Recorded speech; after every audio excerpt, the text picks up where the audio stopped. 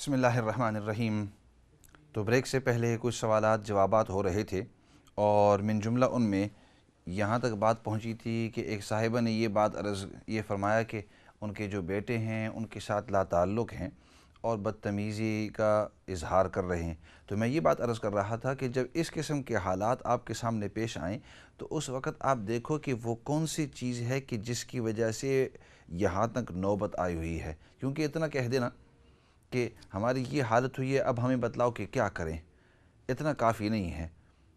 वो हम जब फायर ट्रेनिंग आम तौर पर जाया करते हैं तो फायर वाले, आग वाले हमेशा ये कहते हैं कि आप देखो कि आग किसकी वजह से लगी हुई है। अगर पीछे से गैस आ रहा है और उसके अंदर, घर के अंदर आग लगी हुई है, तो आप ये नहीं कह सकते कि आग लगी हुई आप ये नहीं कह सकते कि आग लगी हुई है और सिर्फ आग ही को बुझाओ, बल्कि आप ये कहेंगे कि भाई कोशिश करो कि सबसे पहले जो आग का सोर्स है कि जिसकी वजह से आग लग रही, गैस पीछे से आ रहा है, उस गैस को तो पहले बंद करो।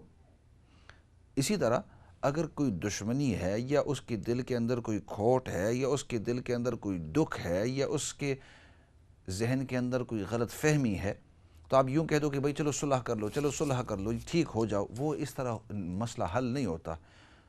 सबसे पहले इन हालात के अंदर समझदारी ये है कि देखो कि वो नाराज़गी किस वजह से आई है, या ये जो बदतमीज़ी कर रही हैं इसकी वजह क्या है। और जब आपको वजह पता चल जाएगी कि उसकी वजह यह है कि फ़लाँ दिन उसके साथ लड़ाई हुई थी, या फ़लाँ शख्स ने उसको, या मैंने, या किसी घर वालों ने उसको इस तरह की कोई बात कही है कि जिसकी वजह से उसको गलत फहमी हुई है, तो सबसे पहले उस गलत फहमी को दूर करो। इसी वजह से तज़किया नफ्स के अंदर कहा जाता है कि अतखलिया क़ब्ल तहलिया, सबसे पहले सफाई होती है, फिर उस चीज़ को मुज़य्यन करना होता है। सबसे पहले जो गंदगी है, गलत फहमी है, जो उनको बदतमीज़ी लगी है या जिसकी वजह से नाराज़गी है, उस चीज़ को पहले हटाओ और फिर आपस के अंदर समझौता कर लो। तो इसलिए सिस्टर, मैं आपको यही कहूँगा कि आप ऐसे करो कि सबसे पहले देखो कि वो कौन सी चीज़ है कि जिसकी वजह से वो नाराज़ हुए हैं, और जब वो पता चल जाए उस चीज़ को ख़त्म कर दो और फिर उसके बाद आप उसके साथ सुलह कर सकते हो। अगली बात आप जो कह रहे हैं कि उसके साथ हमारा राब्ता कायम ही नहीं होता, तो इंसान को जब वो पाकिस्तान गए हैं या हिंदुस्तान या बांग्लादेश या किसी और जगह के अंदर, तो जब आपको पता चल गया कि फ़लाँ जगह के अंदर हैं, तो ज़ाहिरी बात है कि किसी के थ्रू आप उसके साथ रब्ता कायम कर सकते हैं। लेकिन वो उस वक़्त रब्ता कायम करें जब आपको पता है कि इस चीज़ को हम ख़त्म कर सकते हैं। जब तक कि वो जो बर्डन है दरमियान में, उसको ख़त्म नहीं कर सकते, उससे पहले उससे रब्ता कायम करना, ये वो आपसे रब्ता कायम करे, वो फ़जूल है, बल्कि उल्टा बाज़ औक़ात चीज़ बढ़ जाती है। तो इसलिए मैं ये कहूँगा। और इसी वजह से उसके बाद वाले जो कॉलर हैं उन्होंने बहुत ही अच्छी बात कही कि बाज़ औक़ात हम ये समझते हैं कि तरबियत जो होती है, और ये बहुत अहम पॉइंट है, इसके ऊपर कुछ मिनट मैं लगाऊँ ताकि हमें ये बात समझ में आ जाए। और वो ये है कि बाज़ औक़ात जब बच्चे 16, 17, 15 साल के हो जाते हैं, तो उस वक़्त हम कोशिश करते हैं कि अब इनकी सही तरबियत करो, अब कोशिश करो कि ये घर पर भी टाइम पर आएँ, अब कोशिश करो कि देखें कि ये कहाँ जाते हैं, अब कोशिश करो कि अब ये फ़लाँ कॉलेज, यूनिवर्सिटी या फ़लाँ मदरसे वग़ैरह के अंदर जाते हैं। उस वक़्त कोशिश करना बहुत अच्छी बात है, लेकिन ये काफ़ी नहीं है। ये कोशिश आपको उस वक़्त करनी थी जिस वक़्त इस बच्चे की तरबियत बचपने से हो रही थी। इसी वजह से नबी करीम सल्लल्लाहु अलैहि वसल्लम ने जिस अंदाज़ के अंदर बच्चों की तरबियत हमें सिखाई है कि जो ही बच्चा पैदा होता है तो एक कान के अंदर, राइट हैंड साइड के अंदर, दाहिने कान के अंदर आप उसकी अज़ान दो, बाएं कान के अंदर, लेफ़्ट हैंड साइड के कान के अंदर आप इक़ामत दो, और फिर कोशिश करो कि तहनीक के तौर पर कोई मीठी चीज़ किसी नेक आदमी से लो ताकि फ़ौरन उसको कोई अच्छी तरबियत उधर से शुरू हो जाए। और फिर माहौल अच्छा, पाक, साफ़ रखो। जो ही वो बात करना सीख ले तो उस वक़्त उसको कलमा सिखाओ, उसको अल्लाह के नाम सिखाओ, नेक कलिमात सिखाओ। और जो ही वो 7 साल का हो जाए, इज़ा बलगू सबअ सिनीन मुरू औलादकुम बिस्सलाति इज़ा बलगू सबअ सिनीन, अपने बच्चों को नमाज का हुक्म दो जबकि वो 7 साल के हों। 7 साल के हों, उस वक़्त से उनको अहकामात की तरबियत उसी वक़्त से दे दो। तो उस वक़्त से तरबियत अगर आप रफ्ता रफ्ता रफ्ता कर रहे हैं نبی کریم صلی اللہ علیہ وسلم نے ایک چھوٹے سے بچے کو دیکھا کہ وہ جب کھانا کھا رہا تھا تو کبھی اس کے ہاتھ ادھر ہیں کبھی ادھر ہیں، پوری پلیٹ کے اندر گھوم رہے ہیں۔ تو نبی کریم صلی اللہ علیہ وسلم نے فوراً تربیتی طور پر فرمایا، یا غلام سم اللہ وکل بیمینک وکل مما یلیک، اے میرے بیٹے، اے پیارے بیٹے۔ غلام ایک پیار کا انداز ہے۔ فرمایا کہ آپ سب سے پہلے بسم اللہ الرحمن الرحیم پڑھیے، پھر اس کے بعد آپ اپنے داہنے ہاتھ سے کھائیے، اور پھر اس کے بعد اپنے نزدیک جو پلیٹ کا حصہ ہے ادھر سے آپ کھائیں۔ مطلب بچپن سے ہی تربیت آپ صلی اللہ علیہ وسلم نے ہمیں بتلائی ہے کہ ادھر سے شروع کر دو۔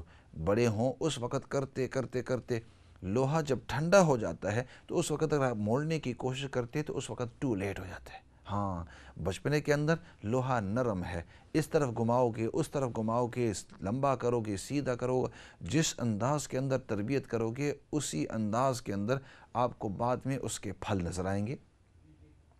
اسی وجہ سے بعض لوگ جو ہوتے ہیں وہ ابتداً اپنے بچوں کی نماز کی طرف، روزے کی طرف، احکامات کی طرف اور آپ صلی اللہ علیہ وسلم کی احادیث کی طرف اور قرآن کی طرف ان کی توجہ نہیں دلاتے۔ اس وقت اس طرف ان کی توجہ نہیں ہوتی، دھیان نہیں ہوتا۔ اب جب وہ 15-16 سال کے ہو جاتے ہیں، اب they are set in their own ways, اب ان کی اپنا ایک نظریہ ہو جاتا ہے۔ اب اگر آپ ان کو رسی کے ذریعے بھی باندھ کر مسجد کی طرف یا مدرسے کی طرف یا نیکی کی طرف لے آئیں تو اب چونکہ پچھلے 15 سال سے ان کا یہ دستور نہیں رہا تو اب مشکل ہو جاتا ہے۔ تو اس لیے خلاصہ کے طور پر یہ عرض کروں گا کہ بچوں کی تربیت بچپنے سے ہی ہوتی ہے، جوانی کے اندر نہیں ہوا کرتی ہے۔ جوانی کے اندر جو پہلے سے تربیت ہے اس کے اوپر آپ بلڈ کر رہے ہیں۔ ہاں اللہ ماشاء اللہ بعض اوقات ایسے ہوتا ہے کہ اللہ رب العزت ہدایت دیتے ہیں اور اس وقت بھی بدل جاتے ہیں، یہ اللہ کی رحمت سے، اللہ کے کرم سے کوئی بعید نہیں ہے، لیکن صحیح تربیت آپ شروع سے کریں اور never think it's too late. اگر اب تک نہیں کی ہے تو سوچو کہ اب سے میں، چاہے اب جون سے بھی عمر ہو، جو بھی عمر ہو، 15 ہو، 16 ہو، 17 ہو، اب سے میں شروع کروں انشاءاللہ۔ تو اگر نیت کریں گے، دعا بھی کریں گے، اللہ رب العزت تمام کی اولاد کو نیک بنائے، صالح بنائے، آنکھوں کی ٹھنڈک بنائے۔ اسی کے ساتھ آج کا پروگرام ختم کرتے ہیں اور دستور کے مطابق پروگرام کے آخر میں ہم دعا کیا کرتے ہیں۔